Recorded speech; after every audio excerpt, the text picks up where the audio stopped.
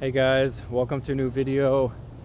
Today I'm checking out the case of Josh Hilberling, who was murdered by his wife Amber. She pushed him out of their 25th floor apartment. She pushed him out of the window and he fell down about 17 stories onto like a parking garage. It's a pretty interesting case. Pretty sad, obviously. So we're gonna actually head up here and walk to the big apartments. It's a big cylinder building where they lived. So we're gonna go check out that building where he was killed, and of course talk to you guys about the case. So the day of the murder was June 7th, 2011.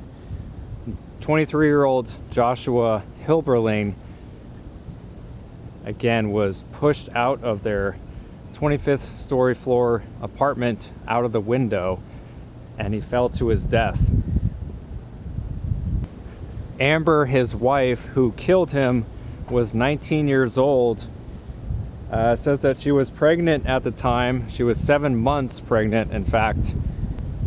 And according to Amber, she said an argument between her and Josh, I guess, escalated, and it turned into her pushing Josh into the window.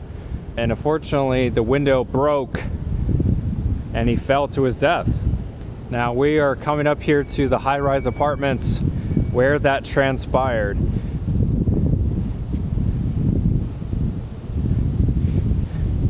So the high-rise apartments here in Tulsa, Oklahoma are located at 1722 South Carson Avenue.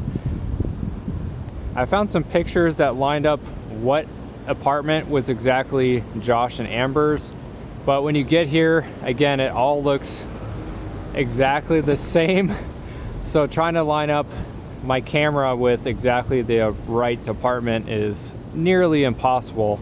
Josh and Amber had a lot of domestic violence issues, a lot of assaults going back and forth between the couple. Josh had actually filed for a protective order against Amber on May 10th, about a month or so prior to his murder. However, the case was dismissed as neither one of them showed up to their hearing. Both families were basically pointing their fingers at the other family, stating that it was Josh's fault. He was the main instigator or main one who was assaulting Amber. So they kept going back and forth between families, claiming that Amber was the one assaulting Josh or Josh was the one assaulting Amber. And so it's kind of hard to tell, you know, maybe it was mutual, maybe they both were assaulting each other on the regular. In order for Josh to file his protective order, he did initially talk to a judge. He told the judge that Amber at one time had grabbed a lamp and threw the lamp at him and hit him in the head where he needed 10 stitches. And that was on, of course, a prior assault. Josh told his father that he had, of course, been fighting with Amber, and basically that he was going to stay with Amber because he thought he could try to fix their relationship. Not too much background info that I could find, but what I did find was that Joshua graduated from Victory Christian School, where he played football, and that apparently Josh and Amber had gotten married in Wichita Falls, Texas. Josh received a discharge from the Air Force and moved back to Tulsa in May. So it sounds like they lived here at this apartment for maybe a month before his ultimate murder. There is some video surveillance of some firefighters going up on the parking garage, which is basically, if you count up, it's, you know, there's the where you drive in, but then there's 1, 2, 3, 4, 5. So there's 5 levels of the parking garage, and you can't really make it out on camera, but there's obviously about maybe 30 feet or 50 feet where his body could have fallen on top of this parking garage. So from this angle, it looks like it's completely just a flat building, but in actuality, the parking garage, it juts out an extra 30 to 50 feet from the actual apartment itself. You can see Amber in the footage and she's looking distraught, but she told the 911 operator that she pushed her husband Josh out of the window during a fight. And so she did tell them that, but she of course was arrested the same day she murdered Josh. She was sentenced to life in prison for killing Josh. However, I read that she actually ended up committing suicide in prison in 2016. There obviously were other options. He could have divorced her, she could have divorced him, she could have just left, he could have just left. I mean, there's obviously other opportunities, other options that either one of them could have chosen. One of them could have lived back with their parents for a while. I mean, there's dozens of other options or opportunities they both could have chose.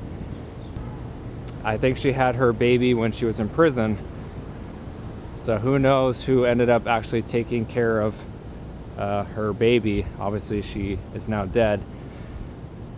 I don't know, it's one of those cases that, again, domestic violence is no joke, and you know, if one party or both parties are, you know, both assaulting one another, that really needs to be stopped. And again, it's hard to tell what is true or not true, because again, both families were pointing the finger at the other family, so it's hard to know if Josh or Amber or both were the main instigator or not.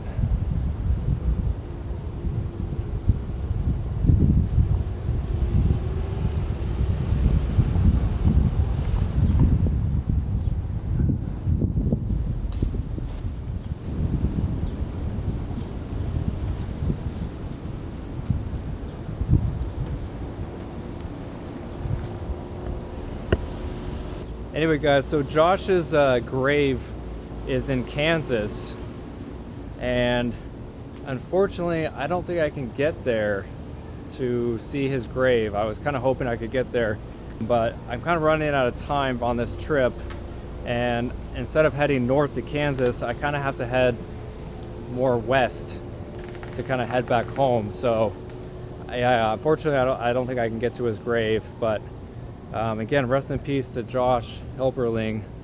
Again, only 23 years old. Now, obviously, Amber went to trial, and she, of course, argued that it was in self-defense and that, you know, she was being beaten up by Josh on that day. And so she pushed him because he supposedly pulled a knife or some sort of weapon on her. And so she pushed him out of fear. And if that was entirely true, you would expect all that to be, you know, to come out in trial, and that she would have been found not guilty if that was really true. I'm not a lawyer, I'm not a judge, so I have to just go by what the evidence and info that I have found on this case. And it sounds like Amber, regardless, was guilty of murder, of killing Josh. So regardless, it's a sad case, because now a baby has to grow up without either one of their parents. 2011, so this child is now 10 years old. It's a sad story all around. Anyway guys, my name's Harmon. I'm gonna head out of here. Thank you for watching. I really appreciate all of you guys who watch my videos. Again, also subscribe if you're new around here. And until next time, I'll see you on the next one. Thank you for watching.